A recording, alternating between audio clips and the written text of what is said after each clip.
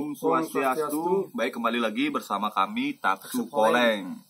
Nah, di sini kesempatan kali ini kita akan membahas sesuatu yang sering menjadi pertanyaan masyarakat, khususnya kita nih pasti pernah terbersit nih pertanyaan-pertanyaan yang mengarah ke hal ini. Nah, penasaran dengan apa yang kita bahas kali ini, yaitu mengenai perjalanan roh. Karena banyak juga request dari teman-teman, baik di share di di komen di YouTube atau di IG, banyak tuh yang menanyakan bagaimana sih roh itu perjalanannya setelah mati gitu. Nah, mengenai pembahasan roh ini, yang pertama sih, bagaimana sih perjalanan roh itu ya secara umum atau secara pengetahuan Jero juga. Jadi seperti ini, beli bahwa yang pertama dulu kita tahu dulu apa itu roh beliau. Ya. Karena kan ada yang namanya 3 beli. Yang pertama adalah dalam konsep kita agama Hindu di Bali beliau ada Parama Atma, dan Jiwatman. Jadi Parama Atma itu adalah Tuhan yang memiliki sumber daripada segala sumber kehidupan. Dan Tuhan ini istilahnya memberikanlah kekuatan disebut dengan Atma. Ini percikan terkecil daripada Parama Atma itu Tuhan disebut dengan Atma. Kemudian apabila Atman ini memasuki makhluk hidup, baik itu manusia, itu disebut dengan Jiwatman. Jadi konsepnya bahwa tidak ada yang namanya Atma yang gentayangan, tidak ada Atma yang kesasar. Jadi perlu kita garis bawahi dalam konsep kita agama Hindu. Bahwa konsep kita kepercayaan agama Hindu disebut dengan Atma. Atmanya adalah percikan terkecil daripada Tuhan. Dia istilahnya tidak terkontaminasi dengan apapun, tidak terbakar oleh api, tidak terkeringkan oleh angin, tidak terbasah oleh air, seperti sifat-sifat Tuhan itu tersendiri. Kemudian setelah Atma ini masuk ke dalam tubuh manusia, sudah terpengaruh dalam konsep yang namanya Maya, disebut dengan apa itu Triguna, ada Satuan Rajas Tamas, konsep yang namanya ada Semale. Kemudian Atma ini berubahlah menjadi Jiwatman, atau disebut dengan roh bahasa Indonesianya, bahasa kerennya kita. Karena kenapa? Kepercayaan kita, begitu manusia itu mati, Atma ini akan langsung menyatu dengan Tuhan, disebut dengan Atman Brahman Aikyam. Tapi Jiwatman ini atau roh inilah yang mengalami proses hukum karma. Roh ini yang mengalami proses hukum karma. Nah, kemudian kemana roh ini setelah mengalami proses kematian dia? Jadi ada beberapa sastra mengungkap dalam konsep kita, yaitu pertama ada disebut dengan Gegutan Aji Palayon, itu dibuat oleh anak lingsir yang ada di Gianyar. Kemudian ada disebut dengan Atma Persangse. Ya, persangse yang beraliran siwaistik, bahwa konsep kita setelah roh itu meninggal akan menuju alamnya siwa loka. Dalam konsep kita lontar ini, jadi ada banyak versi. Kalau kita mengacu kepada yang namanya Wisnu Purana, otomatis manusia setelah mati akan menuju alamnya Wisnu loka disebut.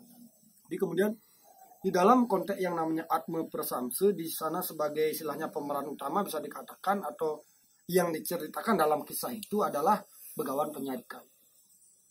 Jadi Begawan Penyarikan ini adalah tokoh sebagai orang suci yang mengetahui ajaran tentang kematian atau jalan kematian beliau. Tadi diceritakan bahwa roh itu setelah mengalami proses kematian, jadi roh ini akan keluar dari badan manusia beliau. Jadi keluar daripada badan manusia, kemudian konsepnya itu dia akan sesuai dengan karmanya dia. Kadang kalau karmanya dia itu buruk, dia akan mengalami ke proses yang namanya penyiksaan. Ada penyiksaan, tetapi secara garis besar bahwa perjalanan Atma itu ada roh, Jiwatman atau roh itu, baru dia meninggal di dalam konsep Atma Persangse, dia pertama adalah melewati titik disebut dengan titik Gonggang atau Ugalagin. Pertama kali baru keluar dari badan manusia. Dia akan berjalan melewati yang namanya di bawah ini ada yang namanya kawah, atau disebut dengan seperti api lah, seperti sungai yang beraliran api seperti lava lah, lahar. Kemudian ada yang namanya satu bambu disebut dengan titik Ugalagel atau disebut dengan titik Gonggang. Jadi sang roh ini akan berjalan melewati ini. Kemudian setelah roh ini berhasil melewati titik ini, roh ini akan sampai di suatu tempat yang disebut dengan altar, disebut dengan balai pengangin-angin. Jadi di tempat inilah roh itu akan menunggu proses istilahnya pemanggilan daripada Sang Yamadipati. Setelah itu akan dilihat oleh Sang Suratma bagaimana perjalanan roh itu semasa dia hidup. Apakah dia akan masuk ke alam neraka ataukah dia akan masuk ke alam surga. Jadi di sini di balik penganginan ini akan dilihat. Berarti kalau misalnya bisa dibilang kan roh sama atman gitu. Berarti saat kematian atman itu memang terpisah dengan roh ini perjalanannya. Akan terpisah. Nah, sebelumnya kan Jero pernah membahas nih tentang nyame 4 gitu. Yang nyame 4. Apakah dia itu diringkas dalam satu roh atau memang beda-beda? Kalau dalam konsep itu nyame 4 itu kan ada 5 beliau apa namanya 4 sana atau 5 pancar dia. Kalau 4 sana ini begitu dia meninggal dia akan mengalami yang namanya proses profesi sesuai dengan dia. Contoh Anggapati. Setelah kita meninggal Anggapati ini akan berubah menjadi sang Suratmu. Makanya kemanapun kita tidak akan bisa kita berbuat dosa karena saudara kita yang akan menjadi sang pengadil nantinya. Gitu. Setelah kita meninggal Anggapati ini akan berubah menjadi sang Suratmu. Kemudian Prajapati ada yang namanya sang Durkala, sang Mahakala, sang Jogormani. Inilah saudara kita. Kemudian 2 pancar disebut dengan Buta Dengan atau sang Numadi. Inilah yang disebut dengan Jiwatman. Inilah yang akan diproses oleh saudara kita nanti. Gitu. Nanti kita kalau ada kesempatan kita bahas bagaimana kanda 4 setelah kita baru lahir sampai meninggal, karena ini akan beliau-beliau ini atau saudara kita ini akan menjadi tim pengadil di saat kita meninggal nanti. Di saat meninggal dia sebagai pengadil. Anggapati sebagai sang Suratmu. Berarti di saat hidup dia ibaratnya menjaga juga kan. Nah, tadi Jero kan membahas nih kalau misalnya setelah kematian itu kita langsung anggap roh ini menyatu ke Wisnu Loka atau ke Siwa Loka. Nah, berarti ada kaitannya nggak nih sama manusianya saat hidup? Misalnya dia melakukan alirannya ke Wisnu, alirannya ke Siwa. Apakah beda-beda jadinya? Jadi sangat mempengaruhi beliau bahwa istilahnya kalau kita meninggal nanti kita membawa recording di saat kita hidup nih. Jadi apa perbuatan saat kita hidup itu akan dibawa. Jadi konsep seperti perjalanan roh itu di dalam lontar Atma Persangsi. Kemudian di dalam Gegurutan Aji Palayon. Setelah roh itu meninggal, ini ada 2 versi yang menjelaskan tentang perjalanan roh. Tapi ujungnya itu sama juga. Kalau di dalam lontar Aji Palayon atau Gegurutan Sangyang Aji Palayon, kemudian di saat roh itu meninggal, yang pertama roh itu akan keluar dari badan manusia. Kemudian dia melihat yang namanya jasadnya dia, badan kasarnya. Setelah itu dia berpamitan di Betara Guru atau Kemulan. Roh ini setelah berpamitan di Betara Guru, maka roh ini akan melakukan perjalanan ke Purdalam. Setelah di Purdalam inilah roh ini akan mengalami yang namanya proses penunggu. Ada istilahnya menunggu dia. Apakah dia akan ke alam neraka, alam surga, atau kanumitis? Atau reinkarnasi. Beda lagi nih. Ya, makanya ada konsep di dalam agama Hindu, Atma itu ada roh itu dikatakan masih ngatur orang ayah di Purdalam. Inilah yang sebagai sumber itu lontar Aji Palayon. Sangyang Aji Palayon inilah dipakai sumber. Karena perjalanan Atma itu setelah di Purdalam dia untuk menuju yang namanya Siwa Loka, dia akan mengalami proses perjalanan lagi. Setelah di Purdalam dia diberikan yang namanya restu daripada Betari Durga atau Betari Dalam di sana. Kemudian roh ini akan melanjutkan perjalanan melewati yang namanya sungai. Jadi setelah melewati sungai, roh ini akan ketemu yang namanya dengan buaya besar dia. Dengan buaya besar, sebenarnya buaya ini adalah saudara si roh itu atau saudara kita nanti. Saudara kita. Baik itu yang Prajapati mungkin menjadi buaya, nanti kan kita jelaskan di sana. Oh, emang sosoknya buaya. Sosok buaya. Setelah itu makanya apabila di saat kita hidup, kita ingat yang namanya dengan saudara, maka buaya ini akan sebagai silahnya bisa dikatakan kendaraan kita lah untuk melewati sungai ini. Buaya ini akan mengantarkan kita sampai kita melewati sungai, sampai di sana nanti kita ketemu sama raksasa yang sangat besar, itu juga saudara kita. Sana kita berdialog, siapa saya, kenapa kamu mengakui saya saudara. Nanti kita di sana akan melanjutkan yang namanya proses setelahnya ada tanya jawab di kematian di dalam lontar saya katakan. Setelah itu akan melewati lagi proses ada anjing besar, dan itu juga saudara kita nantinya ada proses dari harimau, dan sampailah kita ke alam pengadil, baik itu neraka atau surga. Suatu saat nanti kita akan bahas apa itu neraka dalam konsep Tegal Penangsaran dan itu surga. Nah, membahas tentang roh sebenarnya memang agak rumit ya, luas juga penjelasannya. Nah, Jero tadi kan bilang misalnya manusia itu saat sudah mati melewati titi yang paling pertama nih. Di dalam lontar Atma Persangse. Nah, sedangkan pernah nih dengar dengar cerita-cerita mungkin kalau kita bahwa setelah mati itu kita belum merasakan katanya kematian selama berapa hari, itu 3 hari kalau nggak salah. Nah, gimana menurut Jeru? Jadi gini, sebelum kita bahas itu ada yang namanya jenis-jenis kematian dan juga prosesnya beliau. Yang pertama, jenis kematian di dalam lontar Atma Prasamsa itu dibagi menjadi 4. Ada yang namanya mati salah patah. Jadi mati salah patah adalah meninggal yang diakibatkan dengan kesalahan, bukan kesalahan sendiri, yaitu dibunuh orang. Ya. Itu disebut dengan salah pati. Artinya ketidaksengajaan. Ketidaksengajaan. Kemudian mati secara tidak normal. Setelah mati salah pati ada yang disebut dengan mati ulah pati. Ulah pati itu adalah mati yang dibuat-buat oleh dia sendiri, yaitu gantung diri, bunuh diri lah, bisa dikatakan bunuh diri. Kemudian setelah yang namanya mati salah pati, mati ulah pati, ada yang disebut dengan mati mabisike. Mati mabisike adalah mati yang disebabkan oleh ilmu hitam. Dia kena cetek dan lain sebagainya. Jadi disebut dengan mati mabisike. Yang paling normal adalah mati sekar. Mati sekar. Mati sekar adalah mati yang normal sesuai dengan jalan takdirnya dia. Kemudian nanti kita akan bahas setelah ini kalau mati salah pati dia kemana, mati ulah pati dia kemana. Karena kan konsep di Bali ada yang namanya itu ngedengin atau selawang dan lain sebagainya. Kemudian setelah ini kematian, kemudian mati di dalam konsep itu ada 3 juga beli. Jadi kan jenis kematian ada 4. Sebelum saya menjawab pertanyaan beli, karena kan dikatakan mati itu 3 hari baru menyadar. Ya. Jadi prosesnya ada mati itu ada 3. Pertama adalah mati secara medis. Jadi mati secara medis apabila jantung sudah tidak berdetak, aliran darah sudah tidak mengalir ke dalam tubuh manusia, itu disebut dengan mati. Secara jasmani. Secara medis lah kita bisa katakan. Kemudian mati secara agama. Mati secara agama itu termuat di dalam siwat aku seperti saya jelaskan tadi. Begitu manusia itu mati, Atman akan langsung menyatu dengan Tuhan, disebut dengan Atman Brahman Ekyam. Tetapi kalau mati secara tadu, ada konsep tradisi Bali itu belum disebut dengan mati, disebut dengan orang tidur. Makanya ada orang mati di rumah atau di konsep tradisi agama Hindu Bali, di sebelah istilahnya Bali sawe atau Bali orang meninggal dibuatkanlah ada nasi, ada kopi semengan, pagi dibuatkan kopi, ada nasi, ada rokok. Ini mengartikan bahwa orang itu dia masih hidup di dalam konsep tatu atau tradisi Bali. Ya. Jadi kapan orang itu dikatakan mati oleh tatu kita di Bali itu apabila orang itu sudah dibuatkan dalam konsep Banten Pertike Atma Wong Pejah. Jadi ada lontar Pertike Atma Wong Pejah. Satu ciri-ciri orang mati dalam tatu sudah dimekrik kuku, namanya kuku itu dikerik dia.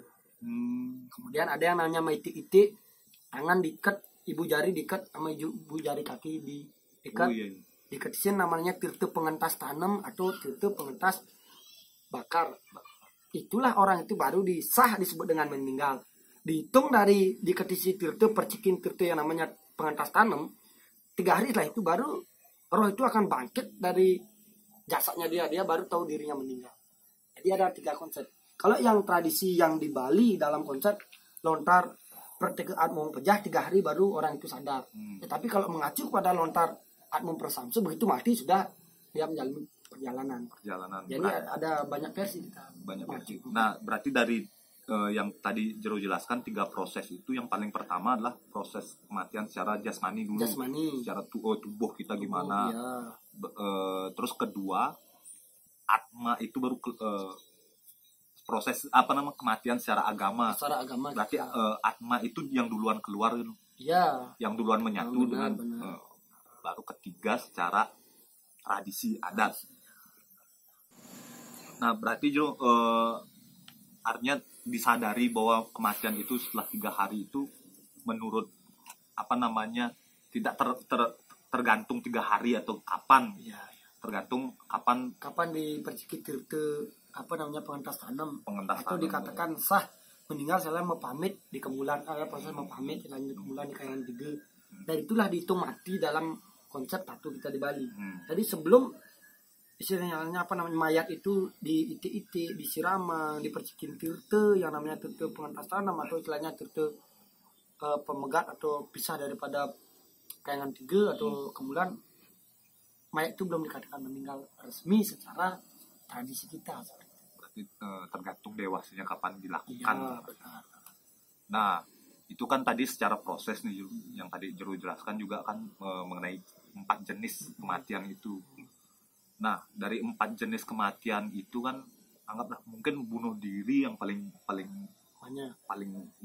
jelek lah, anggap dibilang, karena kesengajaan, atau juga yang ulah pati ya dibunuh.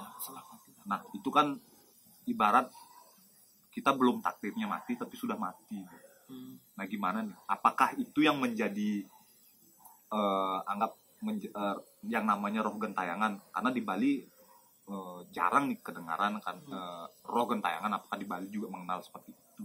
Jadi di bawah penyebabnya yang memang benar dia, tapi ada istilahnya penyebab lain dia.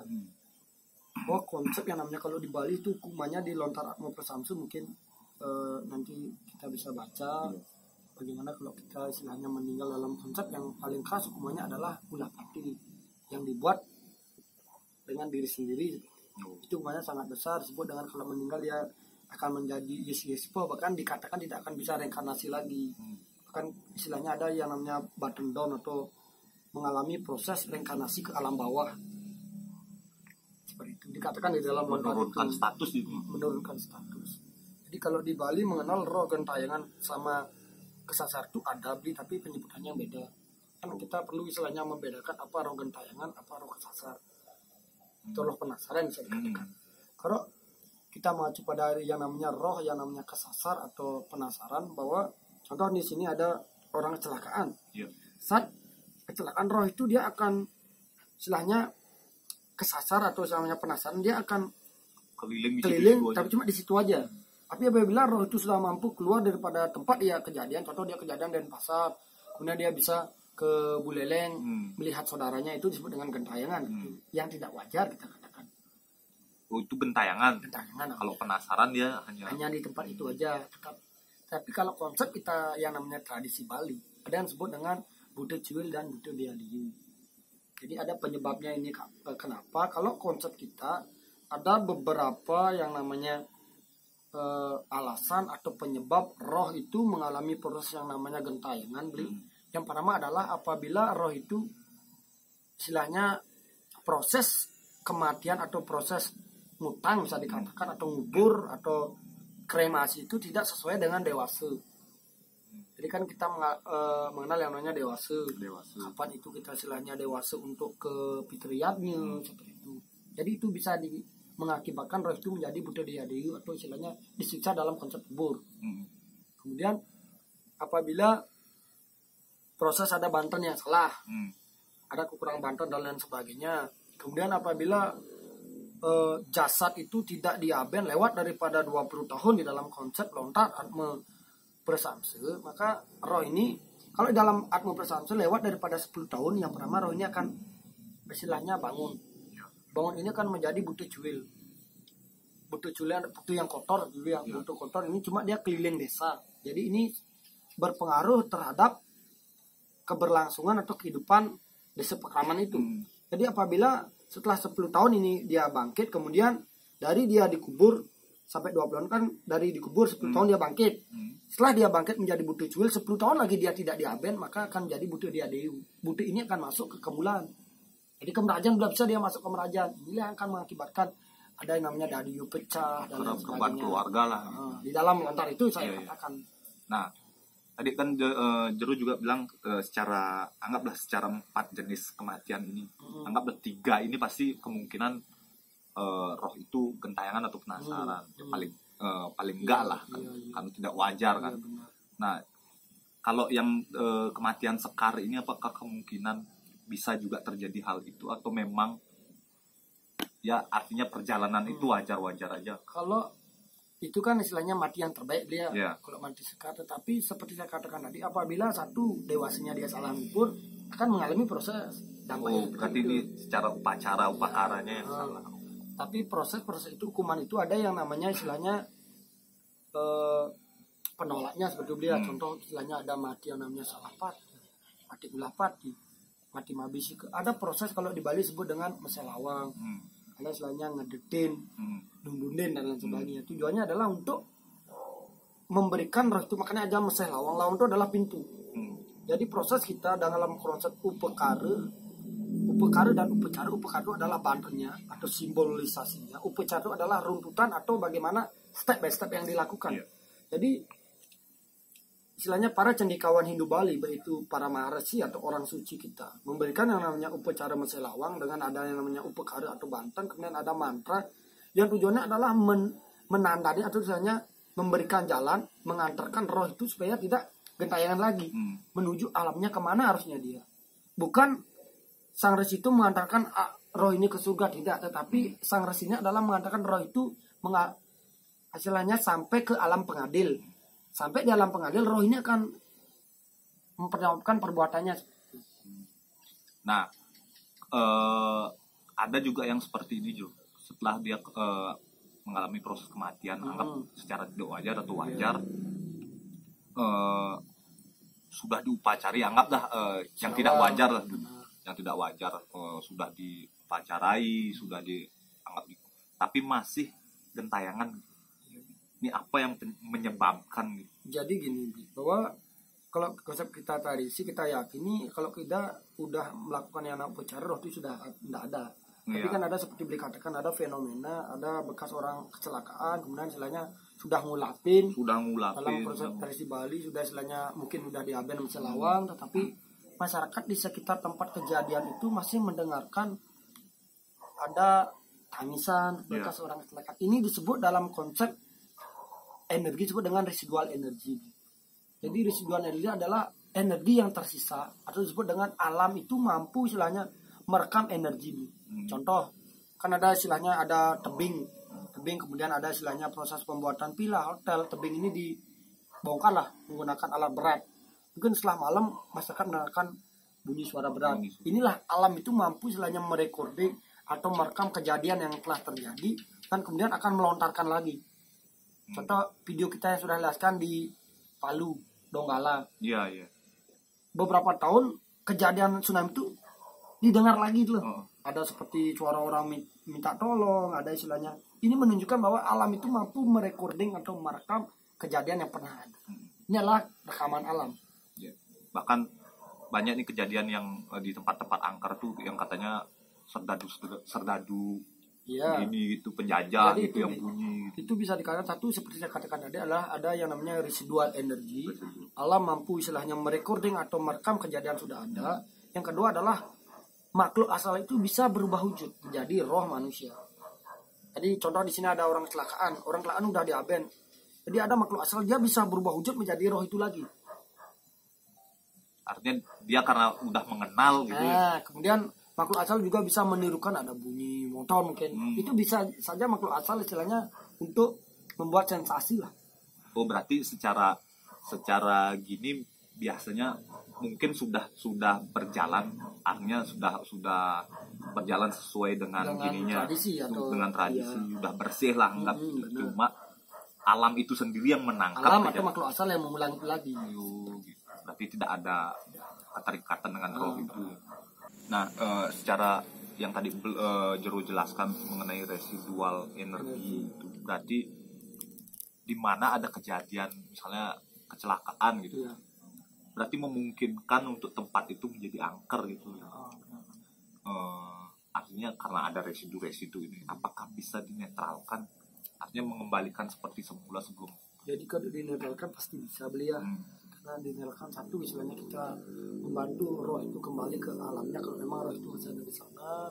Kemudian kalau roh itu sudah tidak ada karena itu hanya istilahnya apa namanya makhluk asal atau bahkan residual energi lah bisa dikatakan atau rekaman alam, itu bisa kita lakukan dalam konsep kita yang namanya secara umum lah kita bahas supaya semua teman kita bisa membantu. Pertama adalah doa menggunakan yang pertama adalah air laut.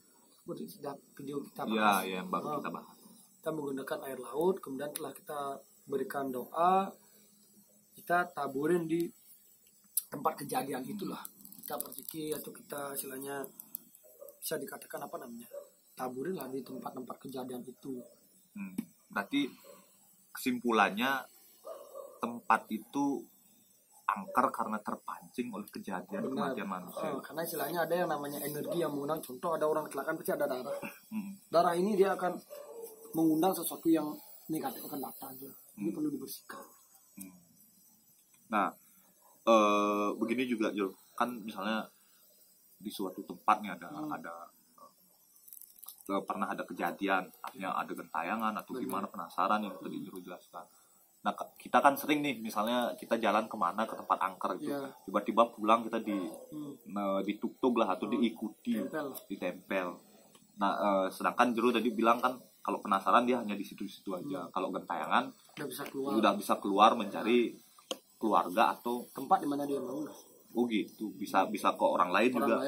Nah bagaimana nih artinya yang bisa kita lakukan untuk menghindari? Jadi gini, ada beberapa penyebab manusia atau orang itu diikuti oleh makhluk astral, itu bisa dikatakan roh gentayangan.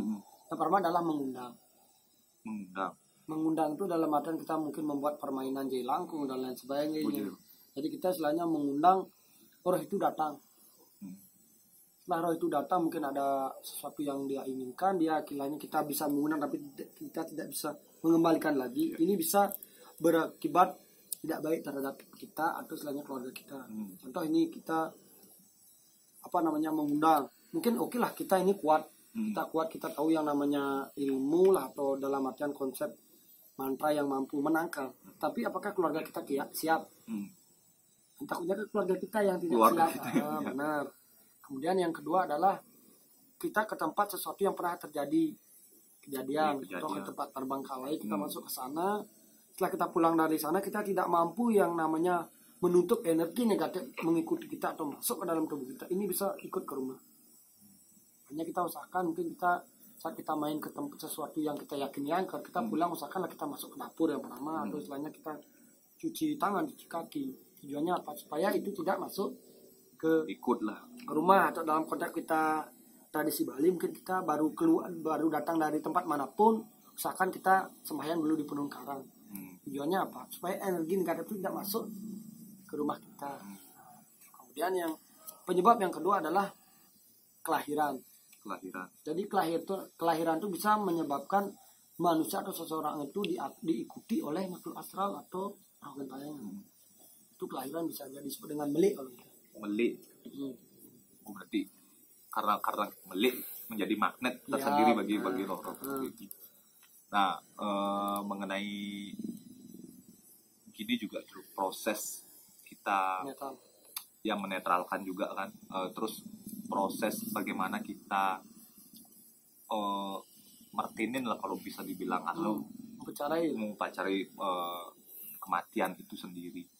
Bagaimana proses yang paling bagus? Misalnya kan ada sekarang tuh yang memastikan upacara yang tepat mengenai dewasa lah atau gimana.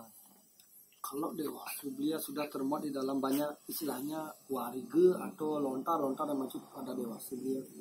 Ini adalah warga gamet, ada juga sundari kamu warganya, ada sundari kamu gametnya. Jadi ada banyak dewasa atau hari-hari yang sudah ditentukan dalam konsep kita.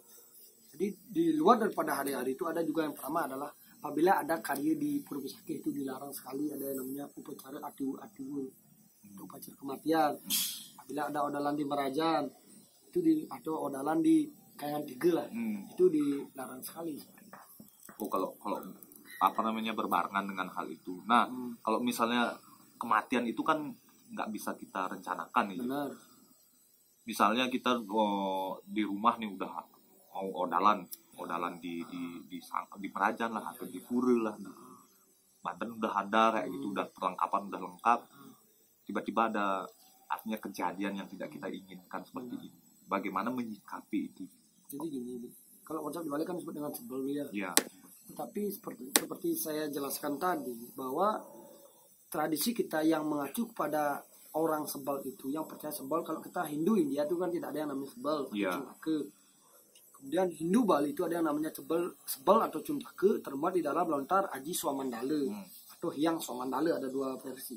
Kemudian apabila itu terjadi, jadi kembali kita kepada tradisi kita disebut dengan mati, seperti saya katakan tadi ada mati 3 itu. Ya, konsep yang terakhir adalah mati secara tradisi atau tatwe, disebut dengan lontar Pratike Atmu Wong Peja. Jadi apabila kita mempunyai yang namanya odalan atau silahnya apa namanya upacara di rumah, yaitu dewa manusia yatnya atau dewa yatnya. Kemudian ada salah satu anak keluarga atau tunggalan dadi yang meninggal. Apa yang kita lakukan? Jadi selama sawe atau mayat itu belum yang namanya diproses secara lontar atme wong pejah, jadi itu kita belum kena sebel.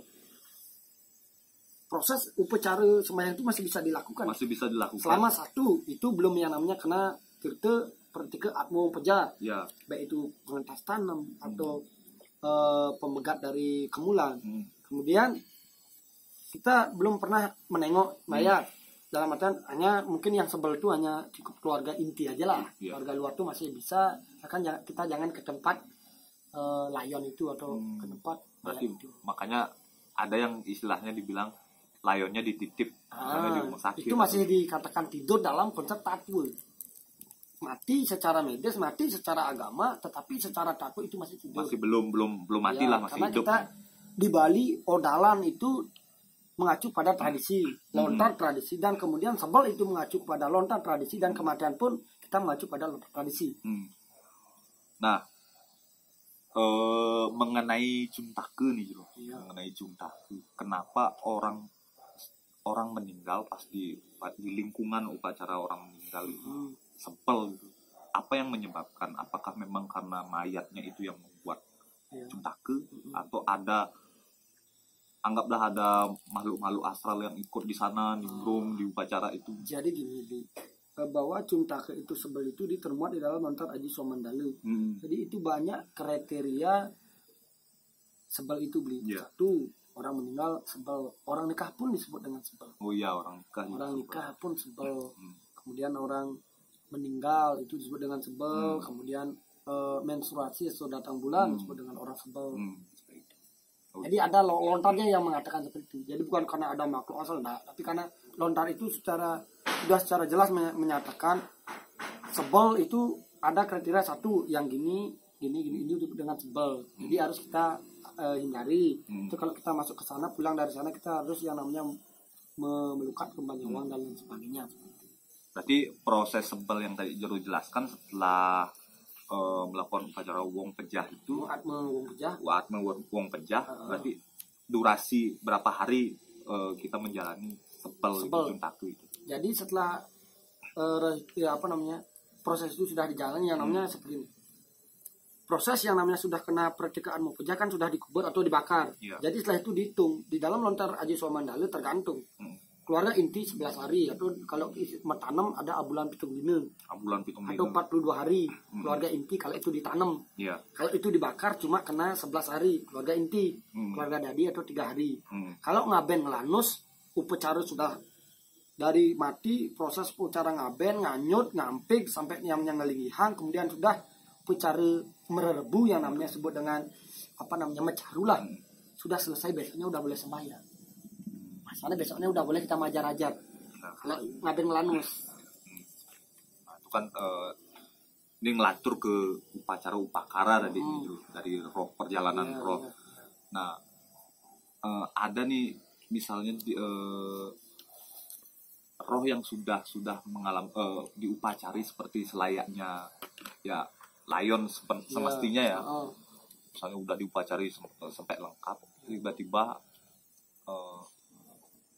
roh ini sendiri meminta ke anggaplah anggota keluarga atau gimana dengan metun atau misalnya dibilang dia masih di perempatan nih atau gimana gitu. Itu apakah benar seperti itu? Jadi gini, kalau proses itu bisa jadi benar. Jadi istilahnya kenapa itu bisa terjadi benar, karena ada proses yang namanya satu dewasa bisa salah, kemudian ada bantuan yang kosong, atau bahkan ada sesuatu yang salah. Karena sesuatu yang salah. Contoh kecelakaan ini, setelah yang namanya ngedetin seperti itu, mungkin ada sesuatu yang salah, bantuan kurang atau pas itu belum yang namanya ada proses hukum karmanya belum selesai, itu dia masih di sana.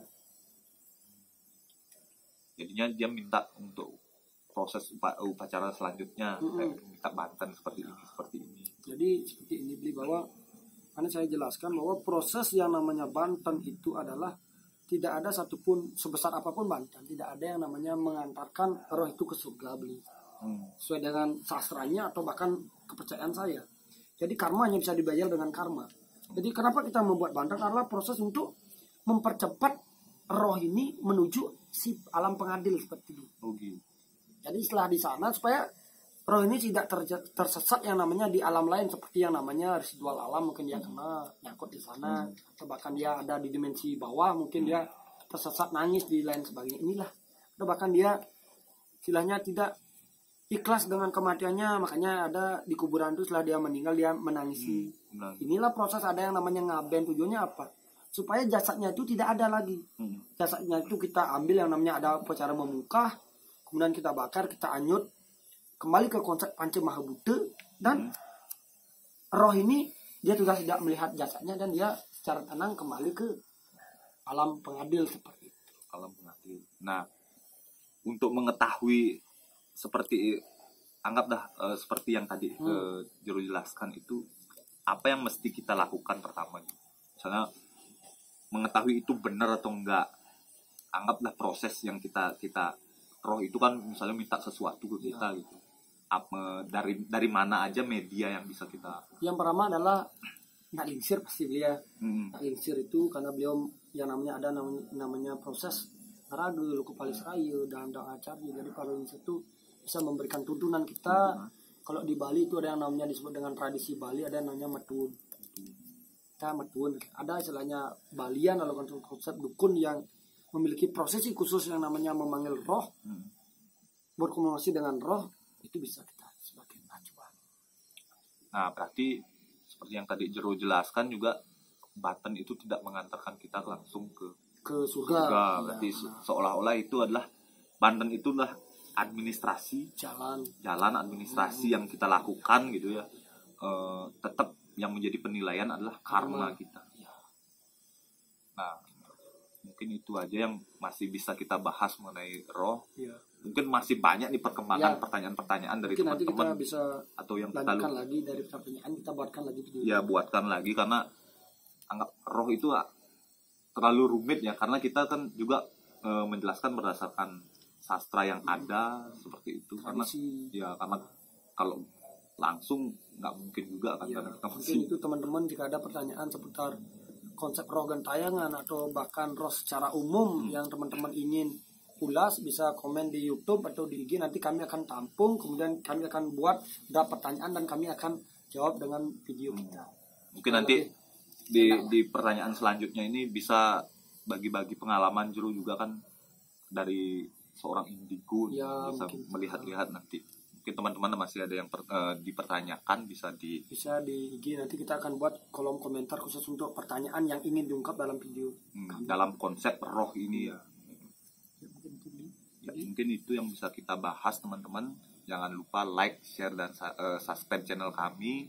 Jika bermanfaat ya di sharing-sharing juga ya. Karena kita juga berdasarkan sastra masih banyak versi yang bisa kita gali, kita share juga ke teman-teman gitu. Tidak ada satupun orang yang mampu menyelamatkanmu dari siksaan neraka, hanya karmamu lah yang mampu mengantarmu menuju surga. Akhir kata kita tutup dengan Parma Santi. Om Santi Santi Santi.